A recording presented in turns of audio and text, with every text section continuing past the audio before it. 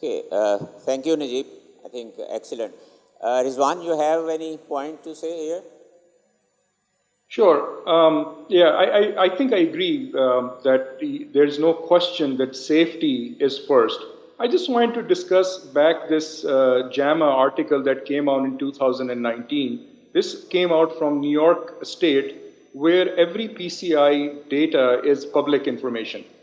So they looked at data from 3 large insurance companies, and they actually found that there was no difference in mortality or morbidity in numerous centers of excellence. There was actually no difference. So they actually questioned how a center of excellence is being decided, and that led to numerous of these articles on by thought leaders like David Cohen, who wrote in New England Journal of Medicine that centers of excellence of PCI, are they excellent at all?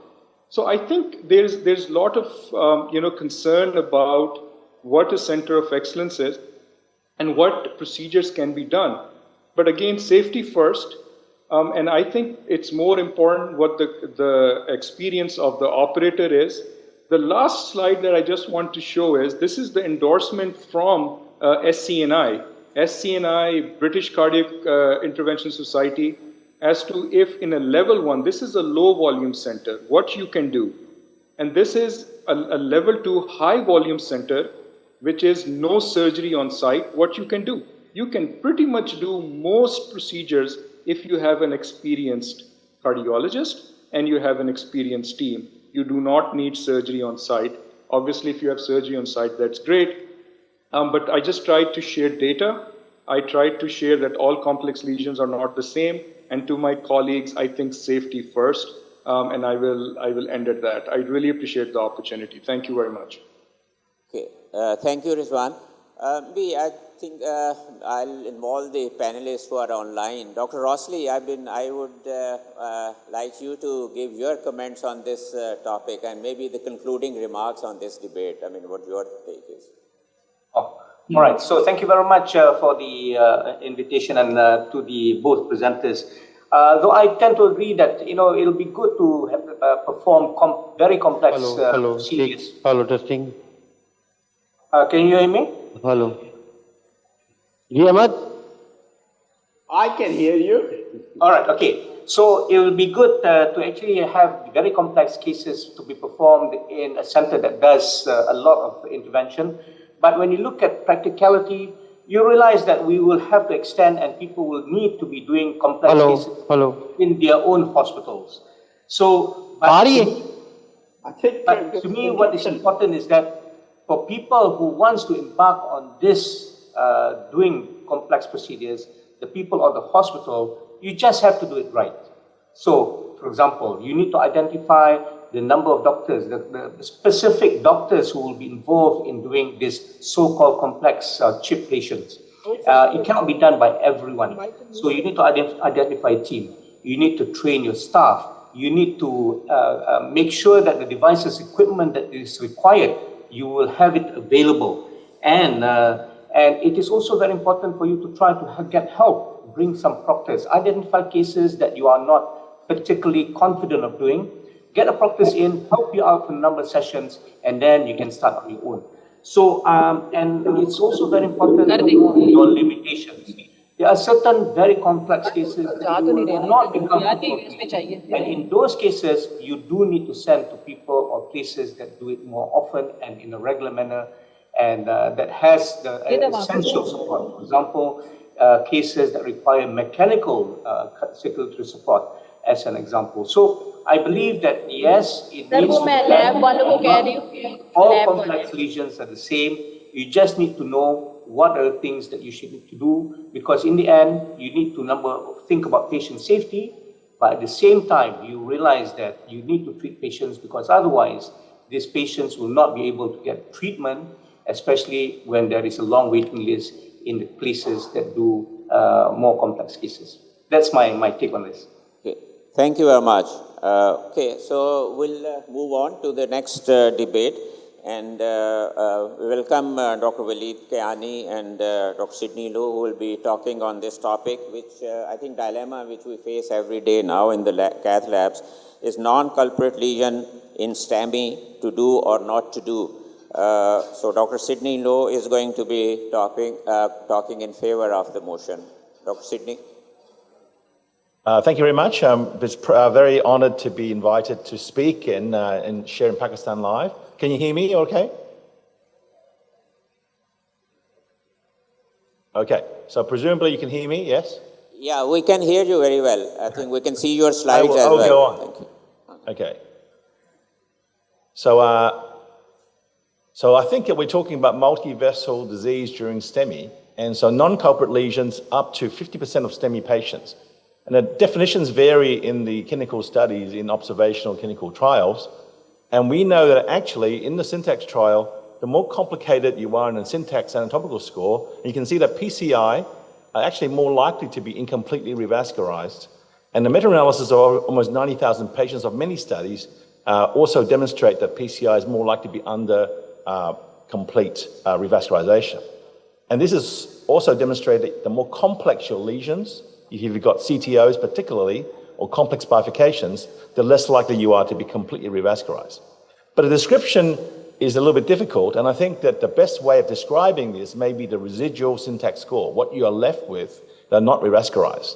And looking from many different studies that I've seen here, from Genero and also from Sonia Burgess from my own center, have published some of this data, is that if the residual syntax score is above 8, then a significant myocardial ischemia or unrevascularized myocardium leading to adverse cardiac events on long-term follow-up. You can see all-cause death, and particularly myocardial infarction, may be increased. Diabetes also increases the rate of multivessel disease. You can see here in our own cohort, observational study from our center up to 10 years, 12% may have difference in rates in multivessel PCI, and cardiovascular death rates in patients with multivessel and STEMIs are higher in diabetic patients. Notice this rate is almost double. And of course, the difference in the rates of cardiac death between diabetics and non-diabetics with multivessel disease and STEMI are evident very early, but actually extends to long-term follow-up, even over a 10-year period. We also found some high-risk populations, such as ladies. So women compared to men with a residual syntax score above 8 had twice the risk of cardiovascular death or MI post-STEMI, and maybe 3 times the risk of cardiovascular death. I'll show you a case. This is a recent case from a couple of years ago. 66-year-old male with inferior STEMI, a smoker, lots of VT-VF storm, 39 defibrillations, heart block and a temporary wire has been placed, LADs occluded. The culprit is the right coronary artery, and the right coronary artery was stented, and he stabilized very quickly. At the end, tail end of this, you can see that on the top end here, the LED is filling just a little bit. Very hard to see, but it's on the top of the screen there. You can see LED filling. So the right coronary artery was actually collateralizing the LED. He stabilized. 10 days later, returned and had a PCI, which was fairly easy to do. LED was stented successfully, and actually the function was preserved. Very, very lucky for that. Incomplete trial is a large randomized trial of revascularization of non-culprit vessels versus culprit vessels. The co-primary endpoint of cardiovascular death or new MI was significantly reduced with those having complete revascularization. There's only 1% that needed FFR. These are lesions which are between 50 and 70%, and almost all of these are less than 0.80. But if you had an angiographic lesion of 70%, you're allowed to stent those in a non-culprit sense. And meta-analyses, 3 of them, have demonstrated that cardiovascular death is reduced if you fix non-culprit vessels. Now, the FFR guidance, though, in these populations have not demonstrated cardiovascular death reduction, but there's a reduction in ischemic-driven revascularization. What is the timing? In the complete trial, majority of patients were done with a median of about a day. There's about 4% done within the 35-day period, and 84% completely revascularized within 3 weeks. But after revascularization, which was complete, the residual syntax score was actually 0. Recently, the BioVast study looked at a non-inferiority trial looking at staged STEMI and non-STEMI patients immediately or staged. And you can see that actually in this study, there was no difference in all-cause mortality, but myocardial infarction was numerically increased and unplanned revascularization was increased if you were staged. Presumably, either you didn't identify the culprit properly or those other lesions were unstable and needed to be revascularized urgently in the follow-up period between your scheduling for a stage PCI. The only out is really culprit shock with multivessel disease. And you see the primary endpoint of death and renal replacement therapy is increased if you did a non-culprit. However, in this study, CTOs were actually included. They were actually attempted, and 81% were successful. The question is that did this lead to more renal replacement therapy because of CTO PCI in the non-culprit lesion? Mechanical cardiac support was also done in about a third of patients, but notice that there's a disparity a little bit numerically between who got impeller CPs, between culprit and multivessel, versus ECMO, as well was actually the other way around, and bleeding was higher in the ECMO patients. We don't need FFRYs to tell us if the non-culprit is actually ischemic, and in this study, when you only have to have an angiographic stenosis of 50%, you were actually doing half the population, and really there was increased event rates with the use of a pressure wire and did not add a lot. So the good news is we don't really need to use FFR unless you really have doubt. I'll show you a case. A 51-year-old man, some years ago, diabetic smoker, anterior STEMI with shock. But he survived very well, and with just the LAD done, you can see circumflex disease, proximal OM, proximal right coronary disease. LAD proximal was stented, the mid-LAD lesion was left, and a heart team discussion, hit a balloon pump. And we actually brought him back a few months later because we needed to understand if the LAD needed to be performed in terms of revascularization. FFR actually was 0.88, and it was felt that revascularization of the LAD was not necessary. It did not go to surgery.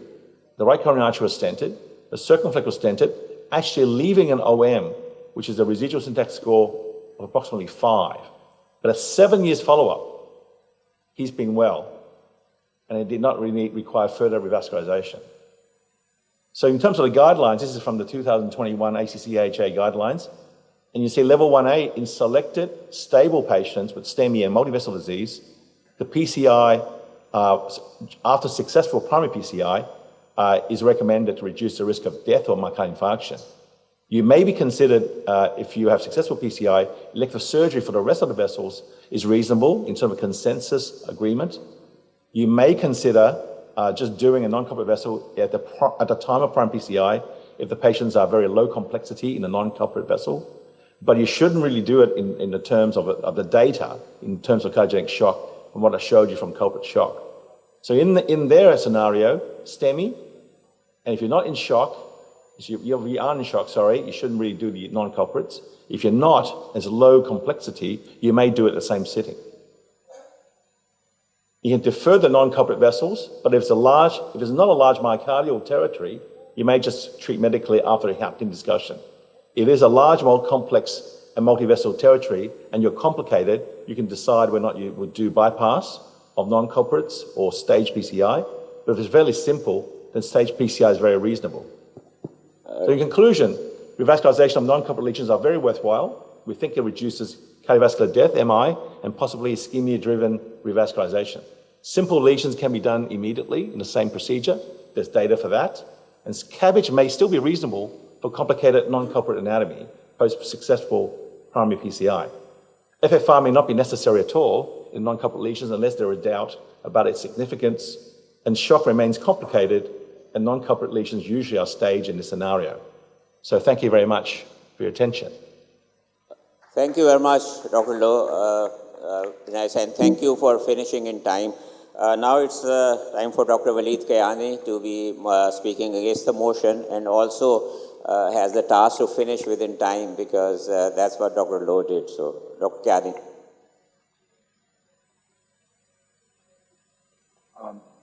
Yeah, we can see you, and we can see your slides. Can you all hear me? Yes. Okay. So, Dr. Loh, thank you for the wonderful talk, and to the committee for having me over from Houston, Texas. I think you pretty much answered a big part of my talk by saying that some of these lesions can safely be staged. What I'm going to be talking about is that not these lesions, and most of them, in fact, don't need to be done in the same setting in the middle of the night. I have no relevant disclosures. So just to quickly go over the background, about half of patients that present with ST elevation MIs have significant disease in the other vessels.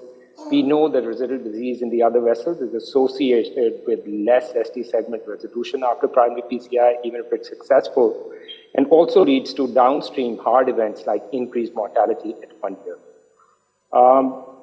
Whereas the studies over the last decade have clearly shown that taking care of these significant non-culprit stenosis is important, what remains a question to an extent, including the debate today, is when exactly to do it. Do we need to do it in the middle of the night when we're doing the index procedure on a totally occluded vessel? Do we need to do it before discharge? Or do we need to bring the patient back in a staged outpatient fashion? Dr. Lowe very nicely went over the complete trial results, which has set the center stage. It almost become the cornerstone of our data for this particular question, 4,000 patients, clearly showed that if complete revascularization is done versus just culprit-only stenosis over the long term, the patients who undergo complete revascularization do well. I'm going to argue that these curves separate actually later. If you look at the Kaplan-Meier curves, they start separating at 2 to 3 months out. So what's the point in doing this procedure in the same setting, in the middle of the night or the next day? Why not wait a little bit? Indeed, complete trial investigators asked this very question from the subset analysis of 2,100 patients from the complete trial that underwent complete revascularization. They compared outcomes in patients who underwent non-culprit PCI during the index procedure or the next day versus staged outpatient procedure, which was the 1/3 of the patients in about 15 to 18 days. Overall, both the cohorts were well matched, and what the investigators saw in this subgroup analysis of complete trial that was published in JACC in 2009, that really for the first 45 days, there was no significant difference between complete revascularization or culprit-only revascularization. So really after 45 days is where the Kaplan-Meier curve separated to favor complete revascularization.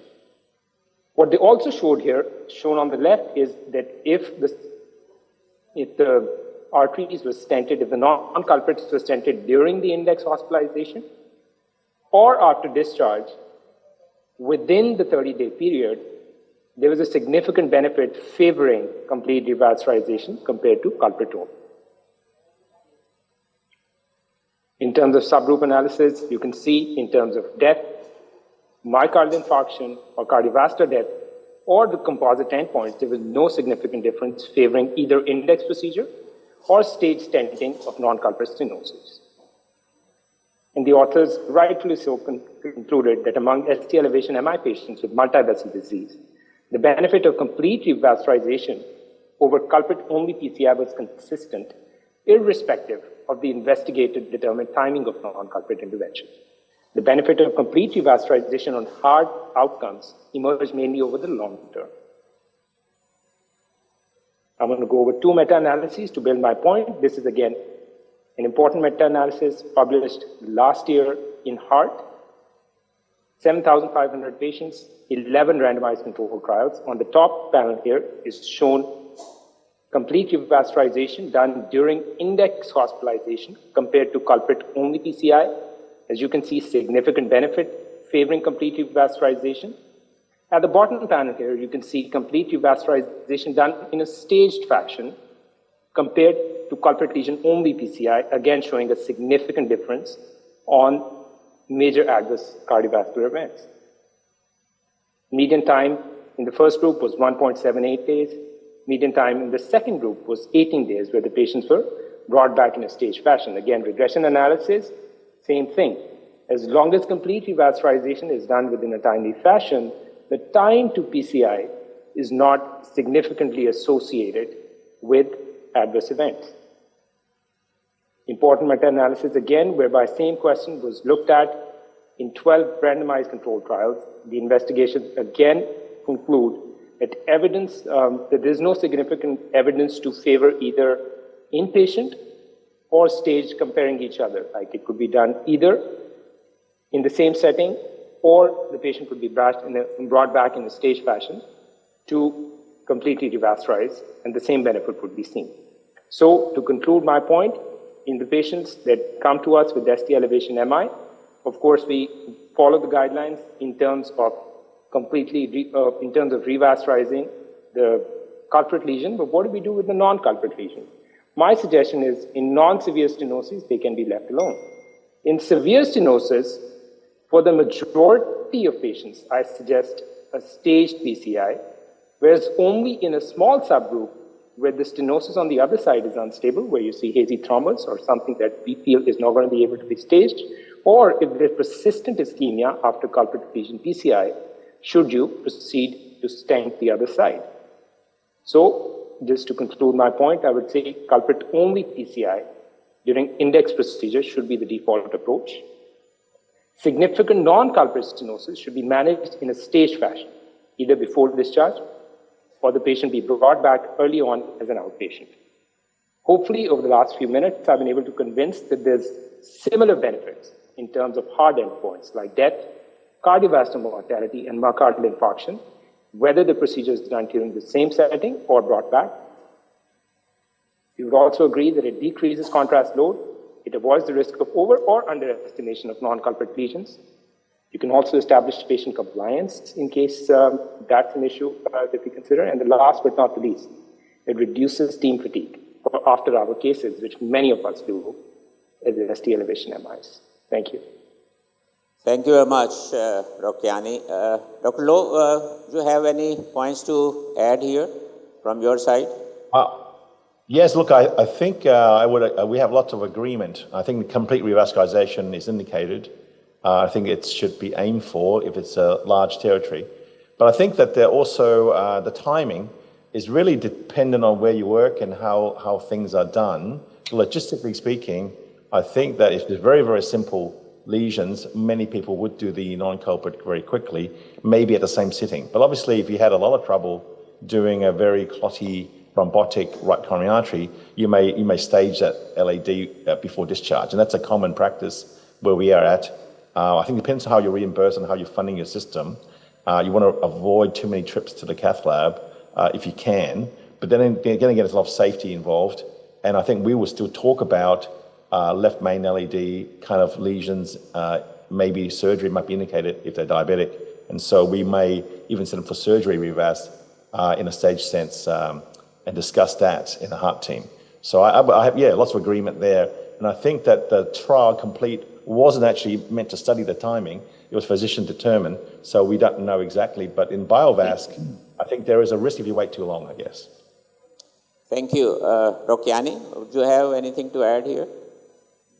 Totally agree with Dr. Low. I think the question is how long is too long. I do feel, as long as it's within, and the data would support that, as long as it's done within 2 to 3 weeks, unless the other lesion is unstable, you would derive a similar benefit on hard outcomes. Okay, thank you, Dr. Low and Dr. Kayani. I asked Dr. Merwat Sang to say concluding remarks here and how things are practiced in her setting. Well, thank you both, Waleed and Sidney, for these excellent presentations. You most certainly had competing arguments, but they were also very complementary, actually. I think there's agreement that complete revascularization is critical. Residual syntax score certainly increases mortality in women and in the population at large. The issue is identifying the non-culprit vessel and its significance. Flower MI or physiology suggests that it's not the best of guides, although that particular trial, could have been redesigned and redone with a wide confidence interval. I would interpret the results with a pinch of salt. We do know that the OCT sub-study of the complete trial suggests that that may be a means to evaluate the non-culprit vessel. But again, it was just a pilot and it really can't draw any conclusions from it. But then the other thing about timing, when to do it. There are a lot of logistics. When you're working in a tertiary center and your patients are coming from afar, when there's insurance, payments, etc. But I do echo what Sidney said about the BioVasc trial that was just presented in ACC 2023. Although it was non-inferior, delayed versus the same hospitalization or same procedure, there was a signal to higher myocardial infarctions and readmissions. So perhaps we need to be identifying these culprit vessels and whether they're vulnerable or not sooner than later in the index hospitalization, and then consider who are the patients whom we can defer versus those that we can do right away. So I think that's still the million-dollar question. So again, thank you very much, both of you, for this really fantastic talk. Thank you, Marath. So we are going to hold the debate for a while and go to a live case from PIC. So we can connect to the live case, please.